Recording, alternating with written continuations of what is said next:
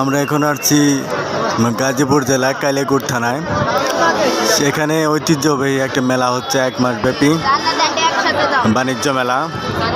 এটা স্থান হচ্ছে কালিয়াকৈর বাজার থেকে এটিএন বুথের সামনে একটু আগালেই এই মেলাটা পাওয়া যাবে। আপনারা যদি আসতে চান আসতে পারেন। এখানে টিকিটের ব্যবস্থা করা হয়েছে। টিকিট কাউন্টারে টিকিটের দাম হচ্ছে 20 টাকা। তো জায়গাটা অনেকক্ষণ সুন্দর একটা জায়গা।